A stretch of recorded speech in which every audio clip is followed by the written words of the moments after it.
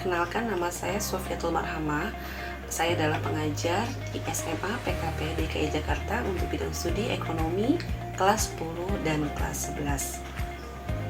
Pada masa pandemi COVID-19, sekolah saya itu menggunakan media Zoom dan Google Classroom untuk penugasan. Nah, ketika pembelajaran menggunakan Zoom itu saya diberikan waktu sekitar 60 menit untuk satu kali pertemuan.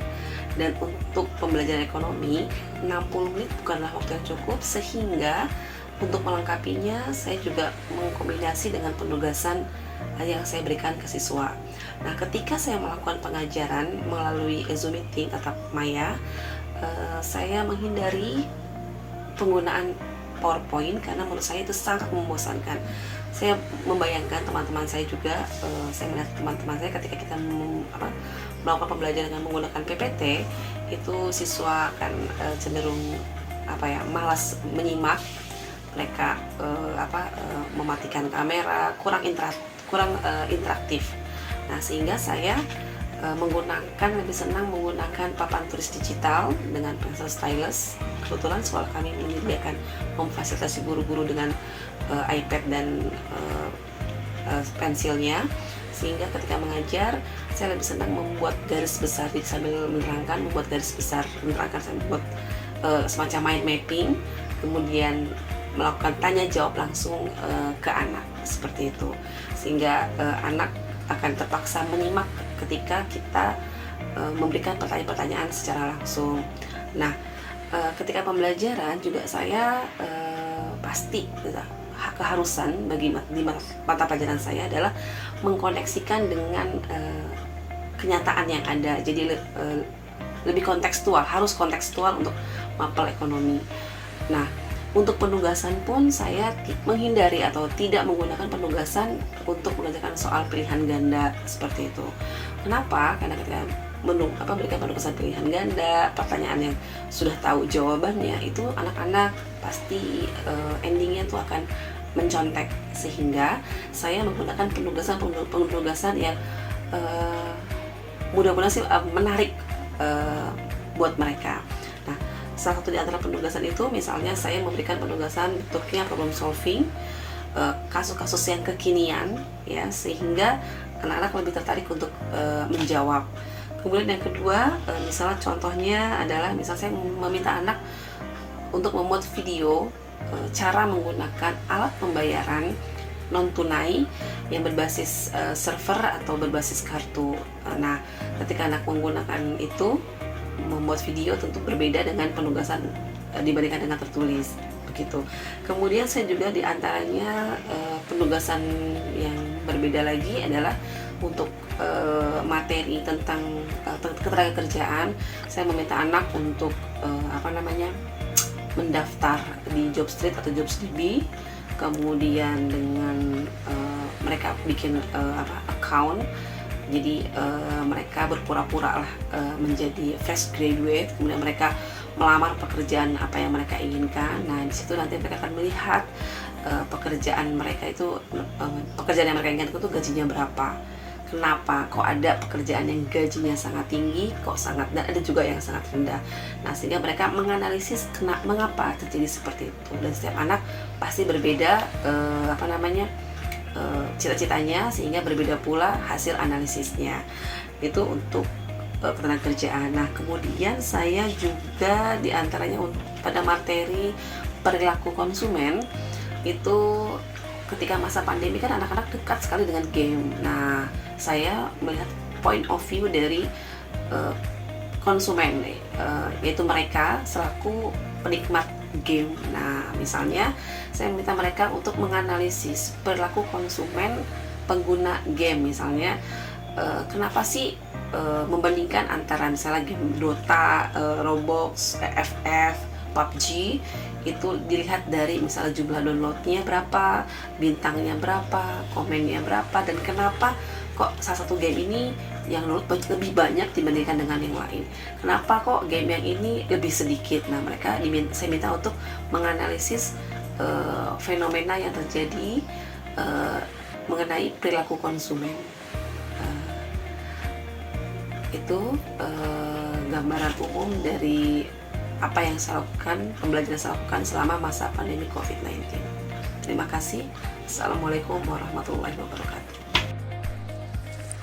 Halo Sobat Tepar, saya Klik Wijanarko, mahasiswa Magister Teknologi Pendidikan Universitas Negeri Jakarta tahun 2022. Saya ingin menganalisis penjelasan Ibu Sofiatul Marhamah, guru mata pelajaran ekonomi SMA PKP Jakarta yang mengajar sedalam masa pandemi COVID-19. Menurut penjelasan dari Dr. Joel Gardner PhD dalam video berjudul What Does an Instructional Designer Do? Bahwa instructional designer menggunakan berbagai alat atau tools untuk menciptakan instructional materials atau materi-materi pembelajaran. Seorang instructional designer memainkan peran penting dalam proses pengembangan materi pembelajaran yang efektif dan bermakna bagi peserta didik. Untuk menciptakan instructional materials yang berkualitas, seorang instructional designer menggunakan dua tools yang digunakan, yaitu pertama abstract tools dan yang kedua adalah physical tools. Instructional designer menggunakan abstract tools atau alat abstrak seperti model pembelajaran, prinsip-prinsip desain instruksional, dan strategi pembelajaran untuk menciptakan instructional material yang efektif. Abstract tools ini membantu instructional designer untuk merancang struktur dan isi dari instructional materials sehingga dapat menghasilkan pembelajaran yang lebih bermakna dan efektif.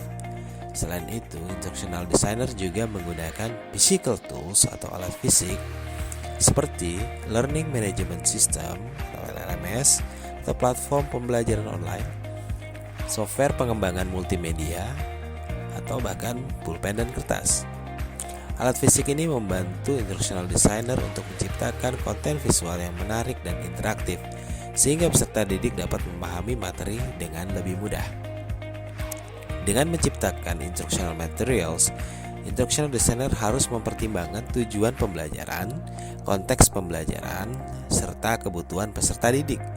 Oleh karena itu, penggunaan tools dan alat yang tepat dapat membantu instructional designer merancang dan mengembangkan instructional material yang sesuai dengan tujuan pembelajaran dan kebutuhan belajar peserta didik. Dalam video yang lainnya, Chris Pass yang berjudul E-Learning Basic Introduction menjelaskan pengembangan e-learning yang efektif bagi peserta didik, meliputi engaging experience, participate in lesson, and self-paced. Yang pertama, engaging experience mengacu pada pengalaman pembelajaran yang menarik dan memikat bagi peserta didik. Pengalaman pembelajaran yang menarik ini dapat mencakup berbagai elemen animasi, multimedia, dan interaksi yang membuat peserta didik merasa tertarik dan terus ingin belajar. Yang kedua, participate in lesson, yaitu peserta didik dapat berpartisipasi aktif dalam proses pembelajaran. Hal ini dapat dicapai dengan mengintegrasikan elemen-elemen interaksi dalam konten pembelajaran seperti aktivitas berbasis masalah atau kuis interaktif. Yang ketiga, self-paced, yaitu peserta didik dapat mempelajari materi pada kecepatan dan gaya belajar mereka sendiri.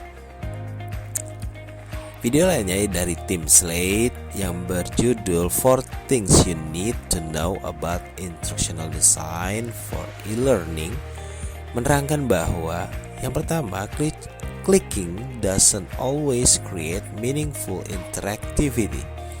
Meskipun interaktivitas sering diartikan sebagai respon atau tindakan dari peserta didik, namun interaksi yang bermakna dan efektif dalam e-learning sebenarnya melibatkan lebih dari sekedar mengklik atau menekan tombol.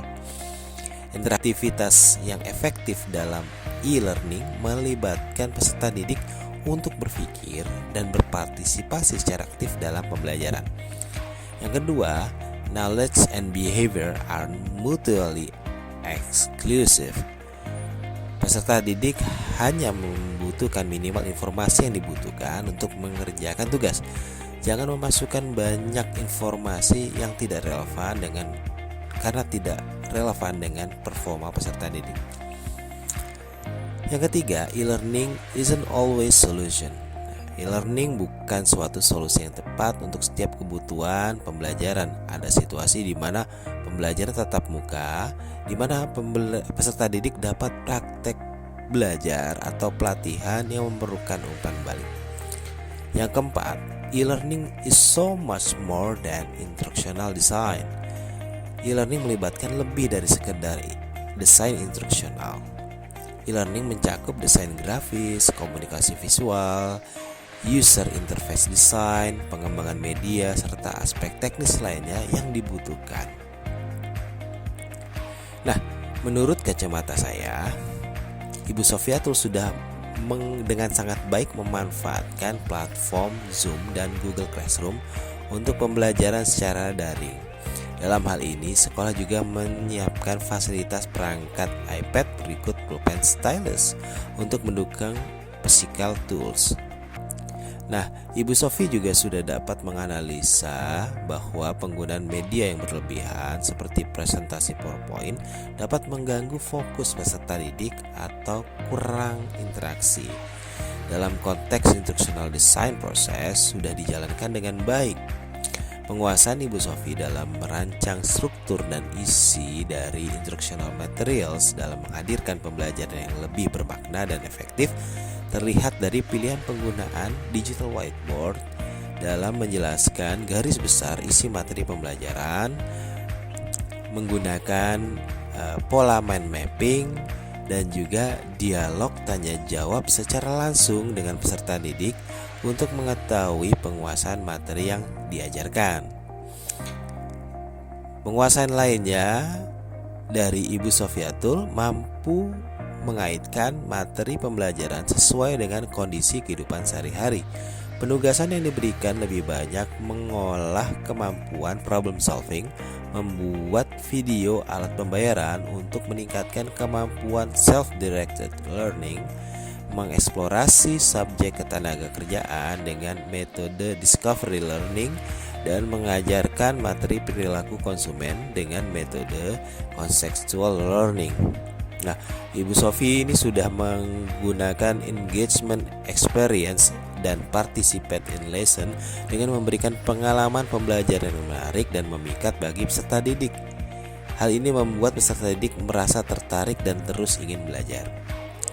Dan kemudian Ibu Sofi juga sudah mendorong peserta didik untuk berpartisipasi aktif selama proses pembelajaran. Nah, dengan tidak menggunakan soal pilihan ganda menunjukkan bahwa Ibu Sofiatul Marhamah telah menerapkan clicking doesn't always create meaningful interactivity, di mana mengukur kemampuan peserta didik lebih banyak dilakukan dengan penugasan yang menarik dan variatif. Nah, demikian Sobat Teper analisis saya. Terima kasih sudah menonton. Salam pembelajar.